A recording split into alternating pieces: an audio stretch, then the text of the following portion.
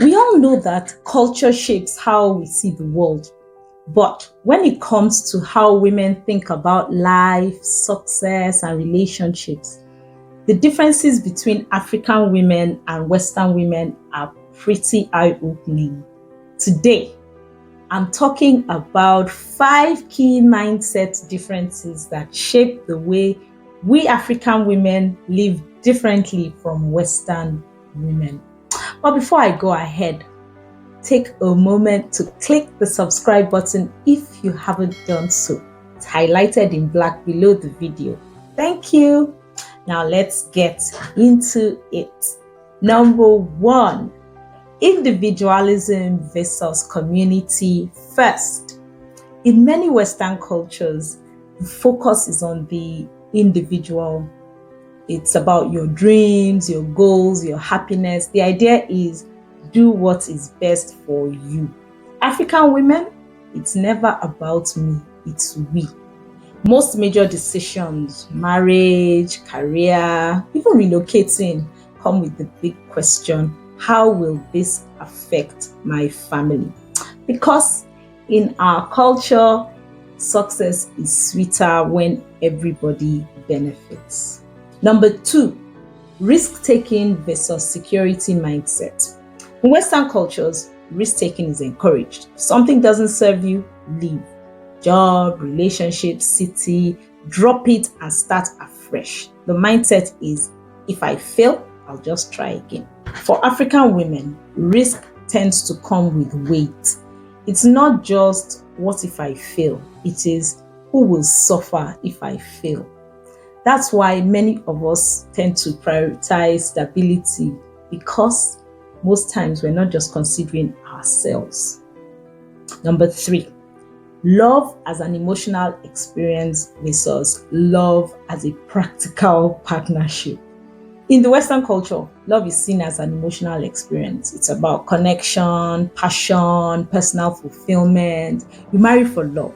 And if it fades, you move on. For African women, love is important, but it's not the whole story. I'm sure you heard the statement, love is never enough. For us, marriage is a partnership, a forging of families, a foundation for your growing family. And let's be honest, we see it more as a lifetime commitment. That's why our mothers will say, love is sweet, but can he provide? Can he lead? They're not just being harsh. They know that love alone won't pay school fees and lead the home. Number 4, happiness versus duty. In Western cultures, happiness is a goal. If something doesn't bring joy, it's okay to walk away.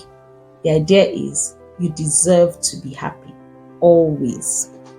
For African women, happiness is important, but duty often ranks higher. We are taught that sometimes we sacrifice temporary happiness for long-term security, for family, for legacy. It's not that we don't want to be happy, it's just that for us, happiness is often the sum total of several things, not just one thing. Number 5, speaking your mind versus reading the room. In the West, women are encouraged to speak up, to challenge authority, and say exactly how they feel. Directness is seen as a strength.